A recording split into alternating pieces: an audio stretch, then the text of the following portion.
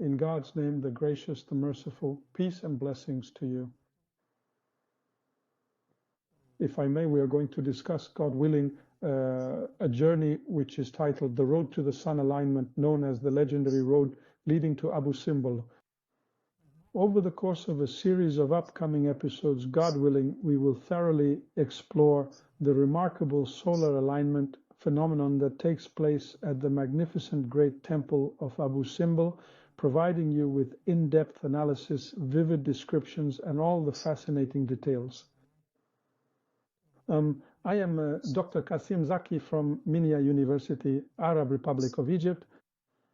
We are officially starting the first episode, the one right in front of you. I've titled this An Introduction to Our Journey, as we'll dedicate several upcoming episodes to this topic, covering every aspect of this fascinating phenomenon. Zahira? In this first episode, we are going to describe the entire journey from the very start all the way to the finish.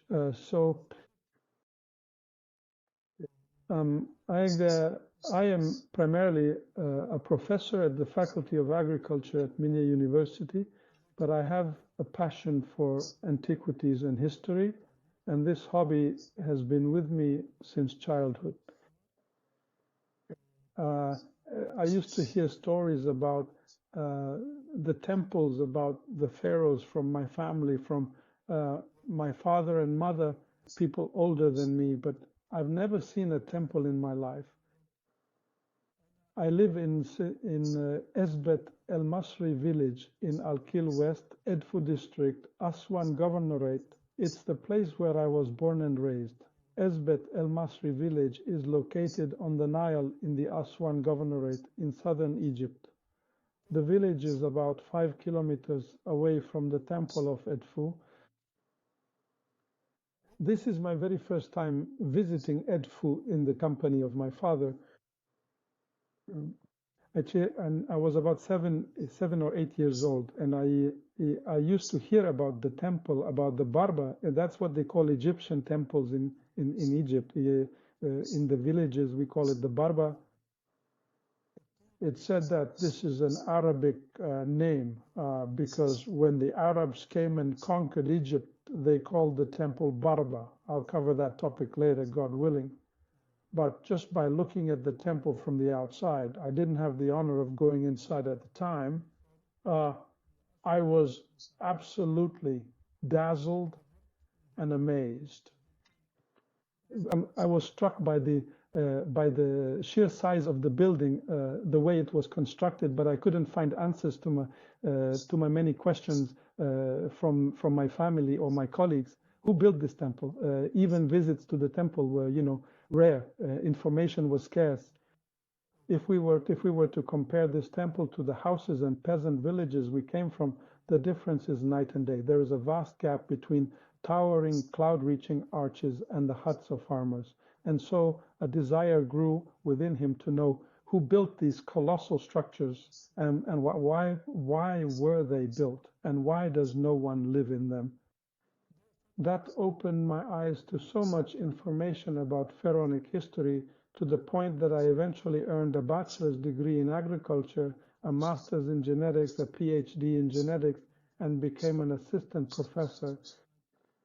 As soon as I received my PhD, I enrolled in the history department at the Faculty of Arts to refine my historical readings. I have been passionate about history since childhood, but I earned my BA in history from the Faculty of Arts at Minya University in 1997. I started following and reading about antiquities, not just in Egypt, but all over the world and throughout history. But one of the things that really impressed me, I've heard a lot about the Abu Simbel temple and the phenomenon that occurs there, but I haven't had the honor of visiting it yet. However, it was brought to my attention that this temple holds great significance in pharaonic history, as you can see in the image before you. This is the entrance to the temple of Ramses Tet, located in the city of Abu Simbel. It is also known as the Great Abu Simbel Temple, as well as the Temple of Ramses II. A truly strange phenomenon occurs there. the natural phenomenon of the morning sunrise, or its precise alignment with the group of stone statues deep inside the very heart of this temple. My interest in this subject grew through reading and then visiting the site, about which I wrote several articles. Ultimately, after my visit, I wrote an entire book titled The Sun Alignment on the Abu Simbel Temple. I will outline the topics we will cover, God willing, in the upcoming episodes.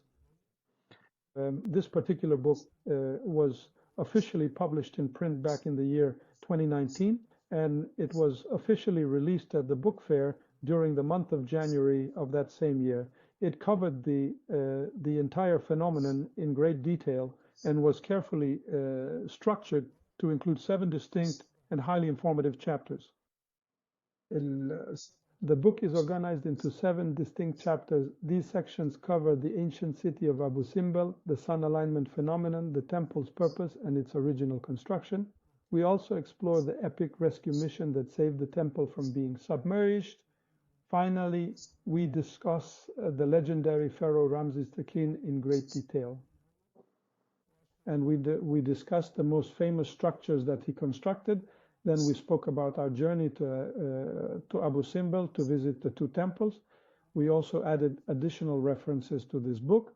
But before the year 2019 ended, we had already prepared the 2nd edition of this volume.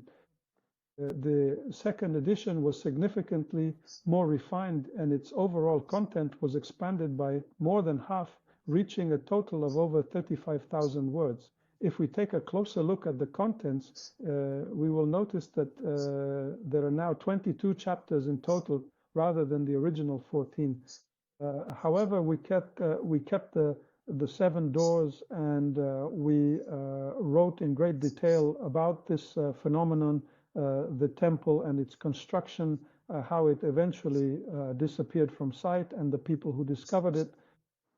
And then when he was at risk of drowning in the waters of Lake Nasser, how was he saved? We discussed Ramses II in detail, especially in this 2nd edition.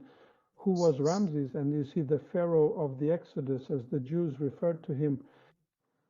We have also covered the best ways to travel to Abu Simbel and visit those 2 temples in great detail, including all the ticket and flight prices and so much more. If you would allow me, in this first introductory episode, I will provide a brief, high-level overview of the various topics we are going to be covering, God willing. For example, there are many astronomical phenomena in ancient civilizations, not only in the pharaonic civilization, but also in other civilizations in Babylon, Assyria, India, China, and the Andes in Mexico and South America. But the most famous of these astronomical phenomena were those related to pharaonic Egypt.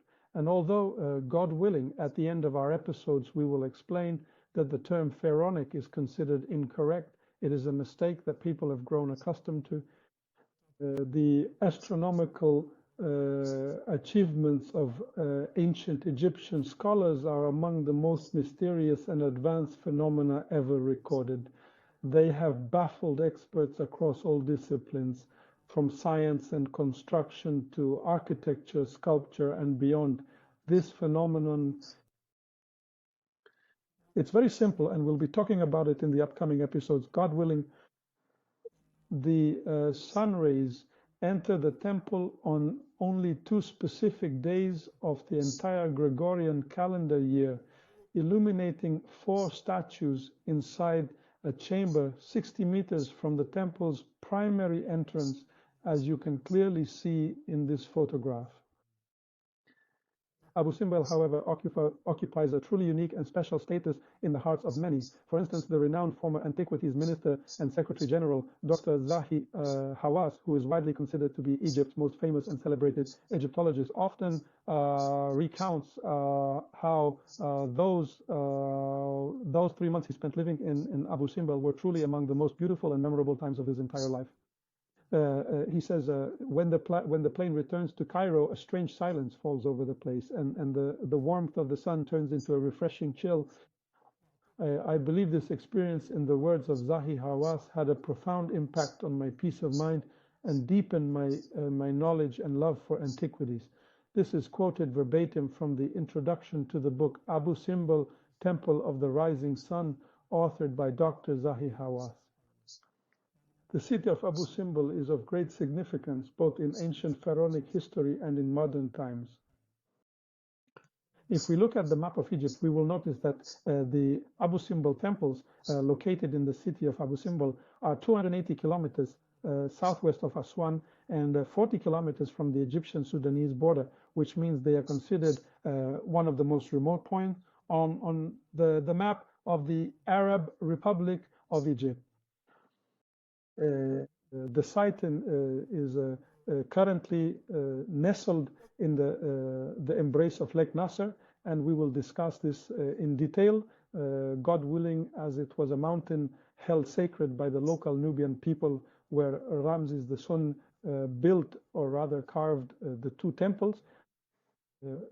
After that, the phenomenon used to occur there. Then the temple was moved to a new location, which we will talk about, God willing. If we look at the picture, it's often called the Abu Simbel temple, but in reality there are two temples at Abu Simbel. The large one, which I'm pointing to now with the image of Ramses II, is the one on the far left of the picture. The second temple is that of Queen Nefertari, the wife of Ramses II. These two temples are twins standing side by side. However, the larger temple of Ramses II is more massive, and it is where this phenomenon occurs. We will describe both temples in detail in the upcoming episodes, God willing. So the facade in front of you is the Abu Simbel temple. It features 4 giant statues, as you can see, and a small gate located between them. If we want to get a sense of the scale of these 4 statues, we can look at one of the guards,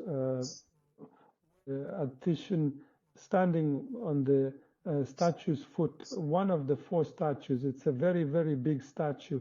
I mean, about 20 times the size of an average human. One of the most famous figures to describe the Abu Simbel temple was Dr. Selim Hassan, the Dean of Egyptian Archaeologists. He stated that the Abu Simbel temple was the greatest structure ever built by man on the face of the earth in its time, and that it is the largest cut structure on the face of the earth, because this temple wasn't built, it was carved. Indeed, words fail to capture the splendor and grandeur of this temple. There is no doubt that this work alone would have been enough to stand as a symbol of glory and pride for all other eras of Egyptian history. Selim Hassan, a renowned Egyptologist and author of the Encyclopedia of Ancient Egypt, says this temple captures every era of pharaonic history thanks to its sheer grandeur.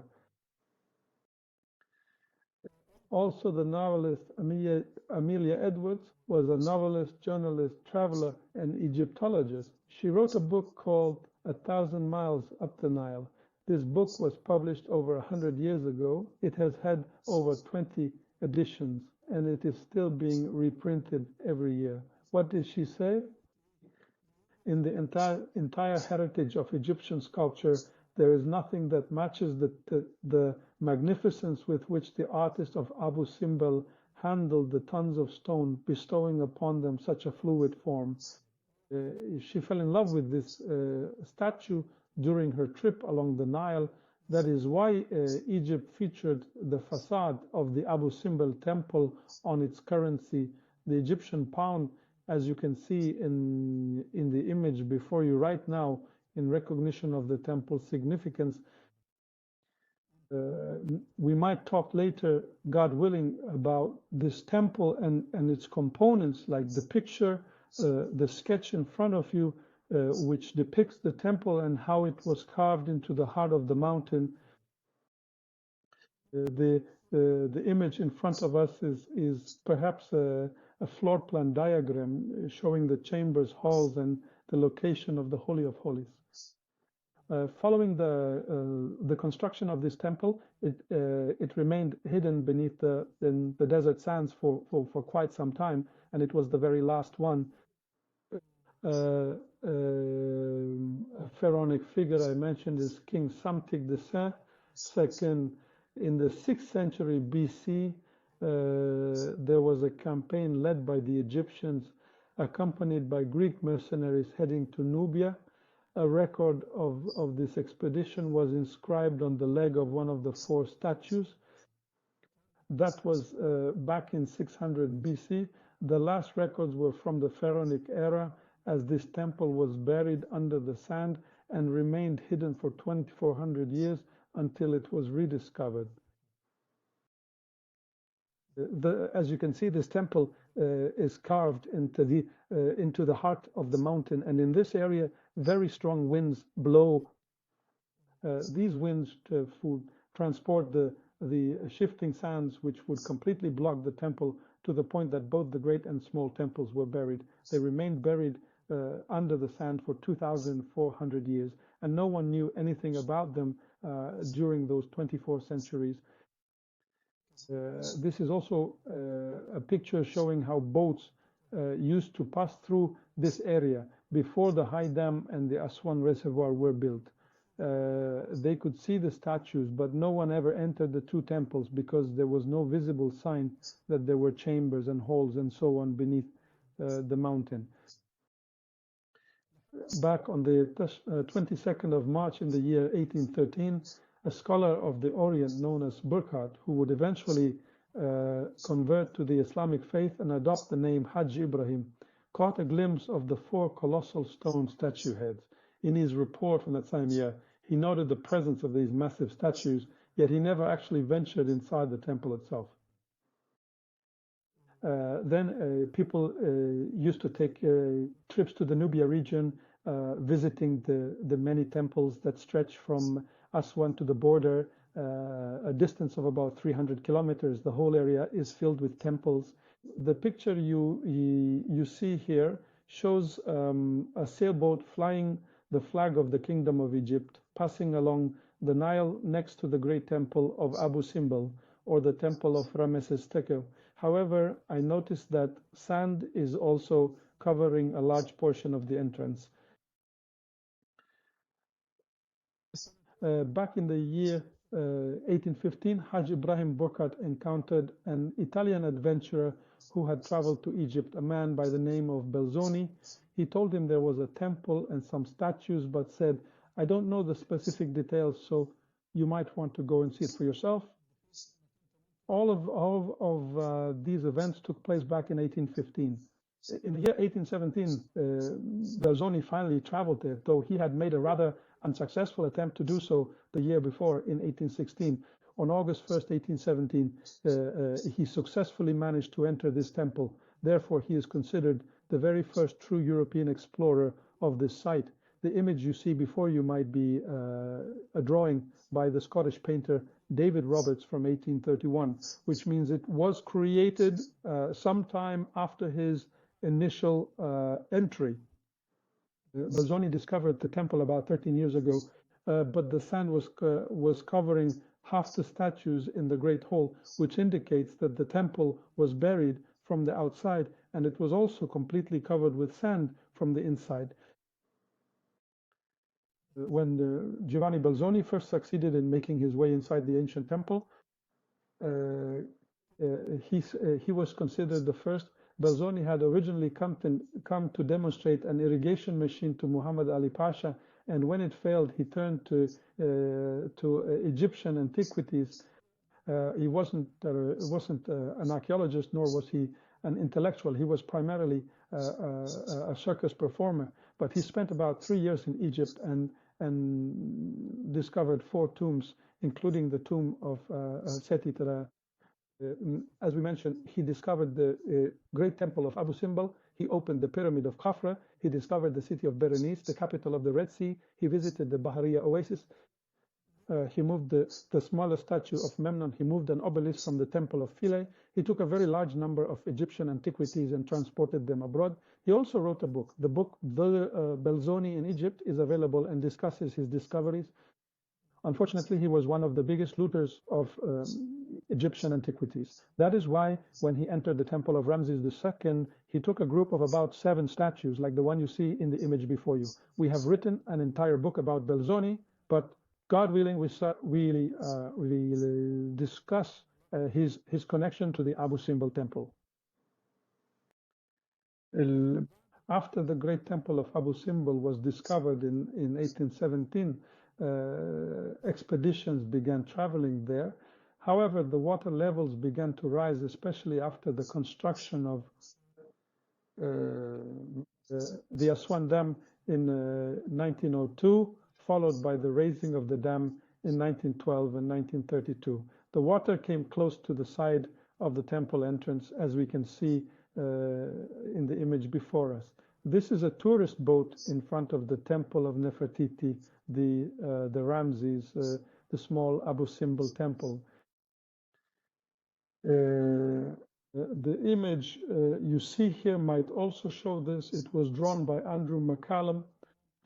This painter accompanied Amelia Edwards on her journey. We will talk about Amelia in a moment. This painter painted this piece in 1874. The sand was also repeating the disaster, blocking or rather sealing the entrance to the temple of Ramses II, where the sun alignment phenomenon takes place.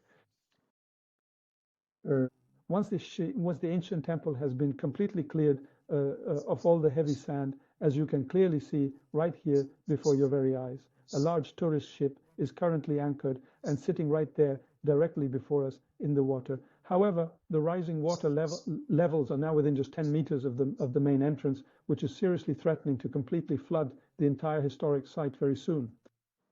And it used to experience some rather high floods back then. I made a point to visit this ancient temple, but I was very careful to ensure I entered it on the night preceding the solar alignment phenomenon. Therefore, the image you see before you was captured right at the entrance of the great Abu Simbel temple, and it was taken precisely on February 21st, 2017, just one day before the event. The day the sun shines on the statues of the gods is February 22nd. Of course, we inspect the temple beforehand so that when we enter the next day to witness the sunrise phenomenon, we have an understanding of the temple.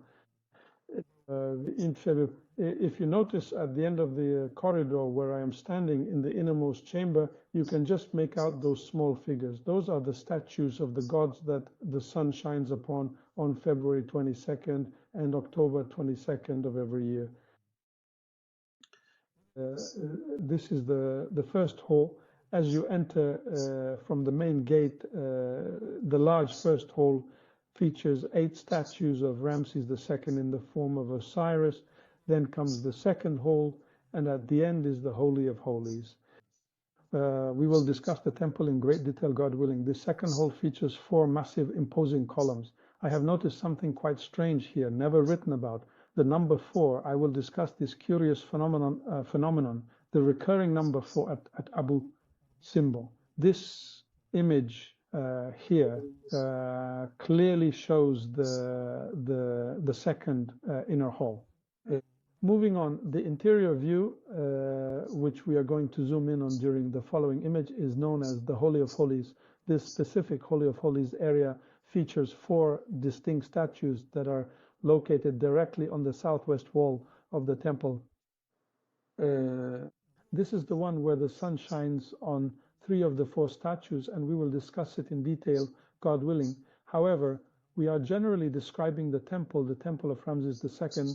We might also discuss this image in detail, but this image shows the perspective of the great Abu Simbel temple. Observe how the sun enters through the main gate, passing between the 4 giant statues, and then travels a distance of 60 meters until it reaches the very end of the room, which is known as the Holy of Holies. It is located in the very last room found at the far end of the ancient temple structure. This rare solar phenomenon is accompanied by a truly grand celebration, which is officially hosted by the Aswan Governorate and features an international folk arts festival.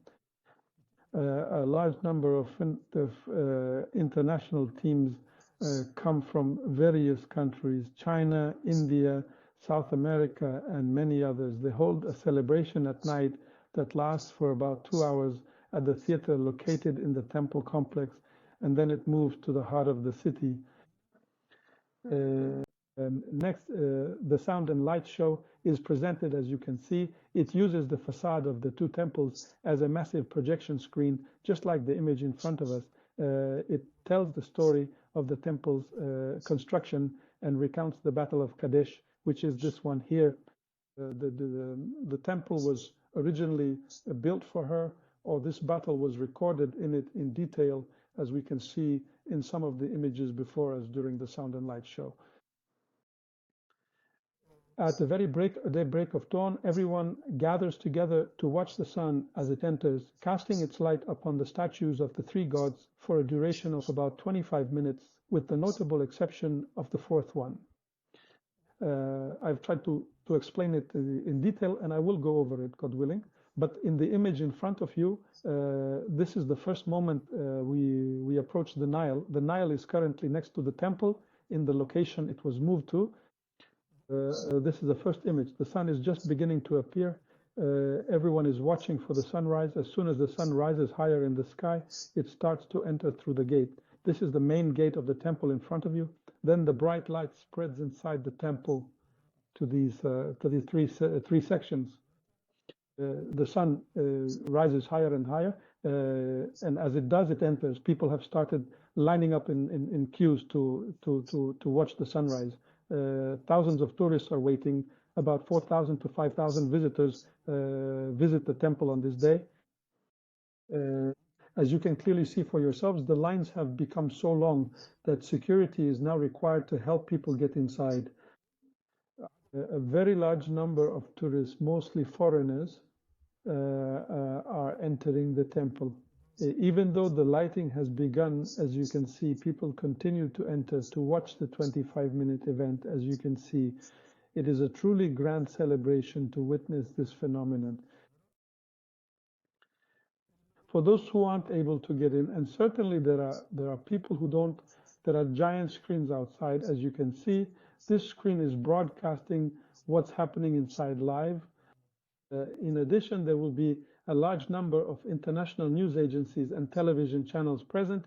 These are the 4 statues that existed back then in their original colors, but now the colors have faded.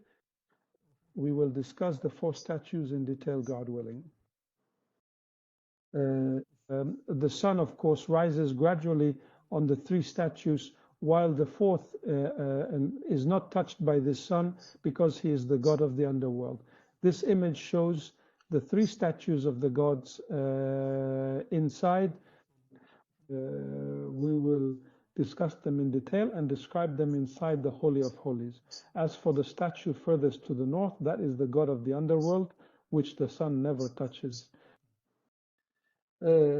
After the sunrise ceremony on the statues, the participating groups also begin. As you can see, these are the flags of some countries, whether Peru or Bolivia. There is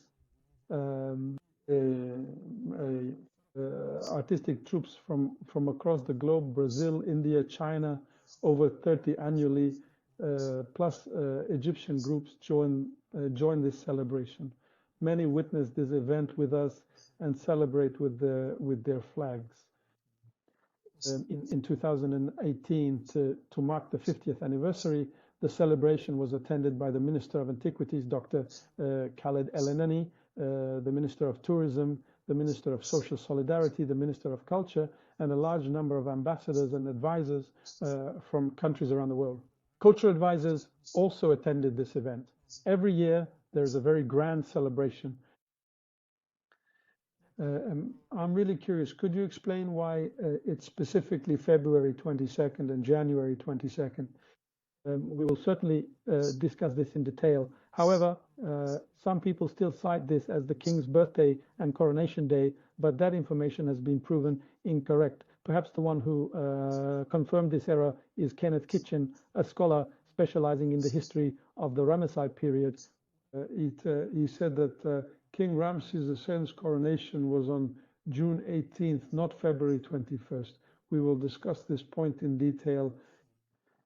Some have argued that February 22nd and October 22nd actually correspond to planting and harvest seasons rather than birth and coronation dates. There are other theories we'll discuss later, God willing. But we want to point out that this phenomenon has a completely scientific basis, to the extent that the pharaohs said the sun passes over every point in space during its sunrise and sunset twice a year. It was precise. It wasn't done haphazardly. No, it was perfectly timed. This is exactly what is mentioned and written in some papyrus scrolls, and it is written on some temple walls. For instance, the city of Abu Simbel is 188 meters above sea level, along with its longitude, latitude, and angle. We will discuss all of this when we talk about the scientific explanation for the sun alignment phenomenon. The really strange question is who actually discovered this phenomenon. If we say this temple was buried for about 2,400 years, who knew? And the timing. Of course, this information remains unknown at this present time. But many people say Amelia Edwards was the one who discovered this in 1874 when she took a boat trip from Cairo to Aswan. She went to Abu Simbel, stayed there, and described the phenomenon. I've actually read about it and asked colleagues who specialize in tour guiding, and they told me it was Amelia Edwards and that she wrote about it in her book. I didn't waste any time. I got the book South of the Nile. I read it twice in both Arabic and English.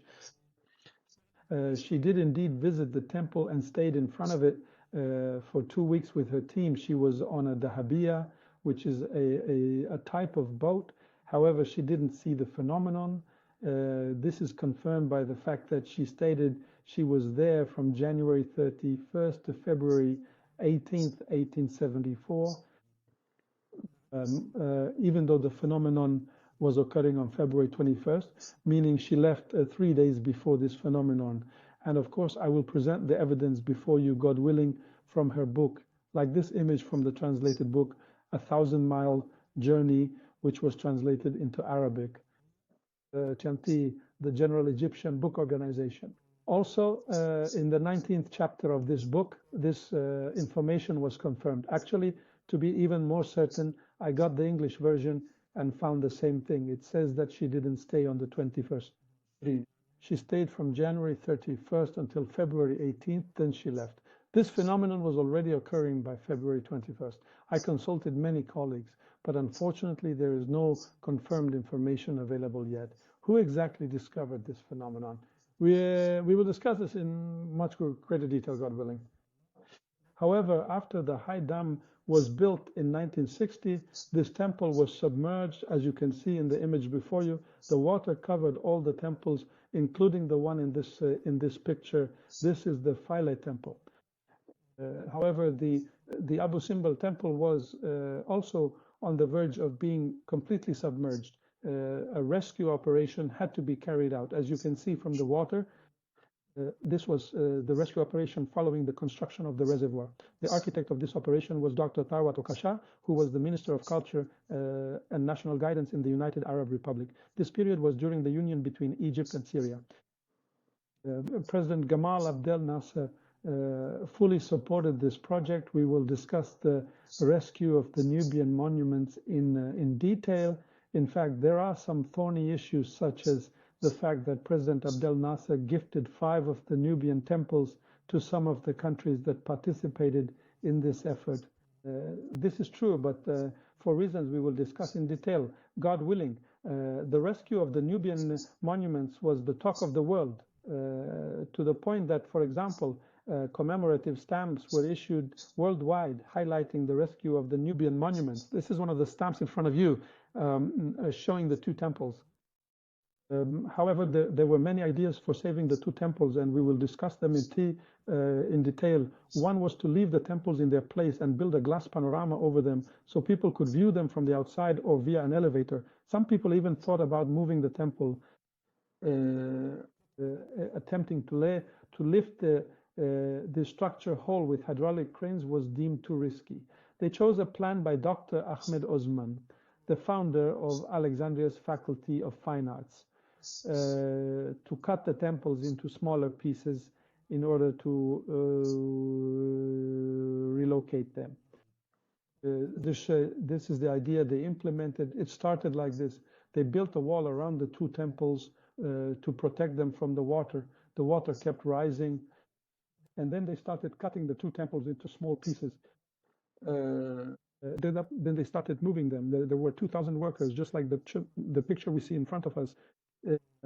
A massive number of workers and 6 international companies were involved in the cutting and lifting. Then, as you can see, they took these pieces and cut them so that their thickness wouldn't exceed 6 millimeters. Our Egyptian workers managed to cut them to 4 millimeters, and then it was a huge achievement, really. Then the pieces were numbered and moved to the site, reassembled to install the section.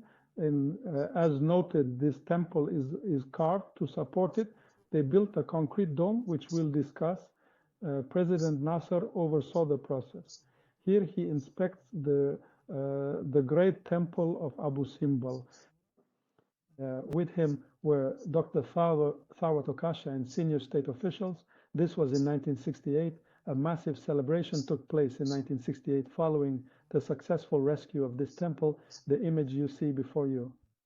This is the current site after the rescue of the two temples. This is what we are currently visiting. The temple at the far north is the great Abu Simbel temple, which is entirely carved into the mountain, as you can see. We will talk later about Ramesses II, who built this temple, because Ramesses II, or Ramesses the Great, had 11 other Ramesses named after him. One of history's greatest pharaohs, he reigned 67 years. He built monuments across Egypt, an icon of civilization. That's why he was accused of being the pharaoh of the Exodus. There isn't a pharaonic king like Ramses, except maybe Tutankhamun, or Akhenaten got all the fame. So a great many books have been published about Ramses II, both in Arabic and English, such as Dr. Selim Hassan's book, The Era of Ramses II, which was published in the Family Library series. But many books have appeared worldwide, because Ramses II is the most controversial of Egypt's pharaohs. Why? Because he was accused by the Jews or the Israelis of being the pharaoh of the Exodus, or the pharaoh of the oppression, to such an extent that there are many unconfirmed theories even to this day, including the belief that Ramses II was both the pharaoh of the oppression and the pharaoh of the Exodus. We shall discuss this matter in detail, God willing, at the conclusion of our series, as that notion is entirely far from the truth. It's to the point that one of the strange things about Ramses is that they took his mummy out in 1976 and sent it to France, and under the pretext that he was being treated for the fungi growing on his body, the hidden purpose was to confirm whether or not he was the pharaoh of the Exodus by running tests on him. They even went as far as issuing him a passport, as you can see in this picture. He is the first and perhaps the only deceased person in history to be issued a passport and travel with it in accordance with French law. He went to Paris and stayed for about 6 months. We will discuss this in detail. Maurice Bukele, a French doctor, facilitated his travel. He later converted to Islam, and writing on the Bible, Quran, and science, and translated into Arabic. He stated, based on exams, which we'll detail, that Ramses II isn't the pharaoh of the Exodus. Later on, God willing, we'll discuss at the end of the series how to travel to Abu Simbel. You can travel by plane, train, car, bus, or by riverboat or cruise ship. and we'll cover that and the prices in detail later, God willing. Well, of course, I dedicate this book and this effort to her who awoke before all others, to her who carried the torch of light while others were lost in deep darkness, to her who taught the universe the meaning of history, to her who taught humanity the letters of writing, and taught the stone to speak of the secrets of days long past. To my beloved Egypt, the protected land, I dedicate these words in gratitude and appreciation for carving out a place for us in the history of the universe. I dedicate this book to Egypt. I, of course, thank my family and I thank my colleagues who helped me and my mentors throughout my studies. God willing, I will mention them and introduce them to you at the end of the episode. I would like to extend my sincere thanks to you all for following along with this very first episode, and God willing, we shall certainly have many, many more episodes to come. With my most sincere regards, we will continue our shared journey, the long road to the sun alignment, the road to Abu Simbel. Once again, with my most sincere regards, I am Dr. Kasim Zaki, a professor at Minya University, located in Minya City, in the Arab Republic of Egypt. May peace be upon you all, and I truly look forward to seeing you in the next episode, God willing.